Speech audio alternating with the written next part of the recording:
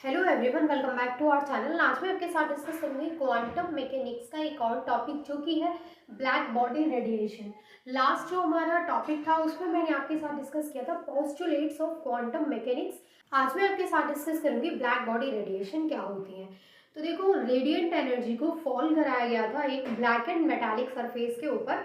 तो ऐसा देखा गया था कि जो मेटालिक सरफेस है जो कि अंदर से क्या है, ब्लैक है, उसने क्या किया था कि जो रेडिएंट एनर्जी उसके ऊपर फॉल कराई गई थी उनको कंप्लीटली एब्जॉर्ब कर लिया था। तो उसको नाम दिया गया ब्लैक बॉडी। अब ये जो ब्लैक बॉडी होती किस तरीके की है उसको थोड़ा सा स्ट्रक्चर्स की हेल्प से समझ लेते हैं। तो यहाँ पर क्या था, एक ब्लैक एंड स्फीयर लिया जिसमें एक होल है। ऐसा स्फीयर लिया जिसमें एक होल है ताकि वहां से जो रेडिएशन है, जो रेडिएंट एनर्जी है, वो एंटर कर सके। तो यहाँ पे हमने ये एक लिया ब्लैक एंड स्फीयर जो कि अंदर से कैसा है, ब्लैक कलर का है, और उसमें क्या है, एक होल है भाई। अब ये जो होल है यहाँ से एंटर करेगी हमारी रेडिएंट एनर्जी, यहाँ से एंटर करेगी रेडिएंट एनर्जी। अब देखो होता क्या है, जब ये यहाँ पे एंटर करती है तो ये इस तरीके से इस वॉल से टकराई, यहाँ से टकराने के बाद फिर ये इधर गई, यहाँ से टकराई, फिर ये इधर गई, फिर ये यहाँ से टकरा के इधर गई। मतलब हुआ क्या कि जब ये रेडिएंट एनर्जी इसमें एंटर की, इसमें ब्लैक एंड होलोस्फीयर में, तो क्या होता है कि इसकी वॉल से चारों तरफ टकराई और टकराने के बाद उसमें वापस वो टकराती रही और तब तक टकराती रही जब तक कि वो कंप्लीटली एब्जॉर्ब नहीं हो गई। तो ब्लैक बॉडी क्या है, एक बहुत अच्छा एब्जॉर्बर है जो कि रेडिएंट एनर्जी को बहुत अच्छे तरीके से एब्जॉर्ब कर लेता है। अब देखो, जो ब्लैक बॉडी है ऐसा नहीं है कि वो सिर्फ एब्जॉर्ब ही बहुत अच्छे तरीके से करता है। ये ब्लैक बॉडी इतना अच्छा है कि वो जितने अच्छे से रेडिएशन को एब्जॉर्ब करता है उतने ही अच्छे से जितनी पॉसिबल रेडिएशन होती है उनको एमिट भी कर सकता है। जैसे हमने यहाँ पर बनाया कि ये है हमारे पास एक ब्लैक बॉडी, ठीक है, मैंने इस तरीके से बना दिया कि ये है एक यहाँ पे ब्लैक बॉडी। तो ब्लैक बॉडी के ऊपर इस तरीके से रेडिएंट एनर्जी आई, ठीक है। तो ये क्या है हमारी, ये है radiant energy.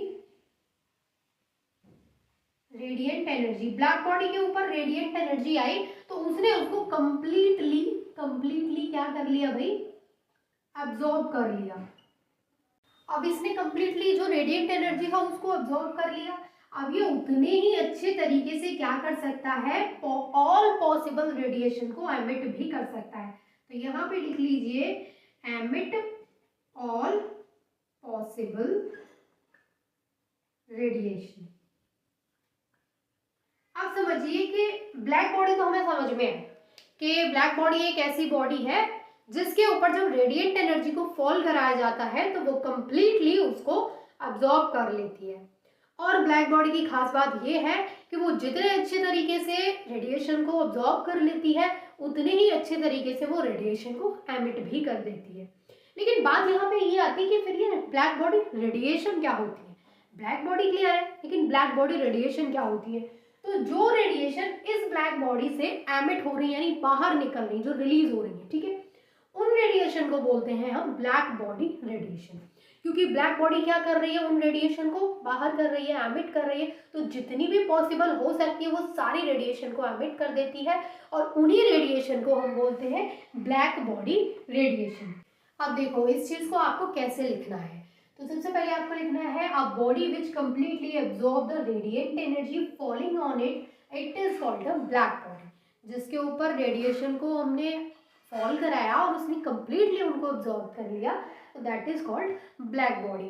And it is not only a perfect absorber but also a perfect radiator. यानी ये एक ऐसी बॉडी है जो परफेक्ट अब्जॉर्बर ही नहीं है, एक परफेक्ट रेडिएटर भी है। रेडिएटर मीन्स कि वो एक परफेक्ट एमिटर भी है, यानी कि वो उतने ही परफेक्ट तरीके से रेडिएशन को एमिट भी कर सकती है, ठीक है।